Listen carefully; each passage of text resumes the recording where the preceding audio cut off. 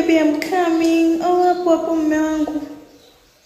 Haya, walokole naomba mscroll, lakini wanawake wenzangu ambao tunataka kusikeli na wanataka kulisema naomba mbaki. Kwani wanawake tunakuaga waongo sana. You are coming where? You're not coming, you are lying. Hata kama unampenda mume wako kiasi gani, mwambie tu ukweli. Ndio mahusiano mengi sana yanavunjika kwa sababu ya uongo. Si mwambie tu ukweli huyo mbaba kwamba hakuridhishi. Mwambie mume wangu mimi sijaridhika. Fanya uwezavyo na mimi nifike pale Kilimanjaro Mountain. Sisi sasa kwa kuigiza kisa tu mwanaume anakuhudumia, anakupela vizuri, unaishi. Hayo mambo mengine sio lazima, ni lazima.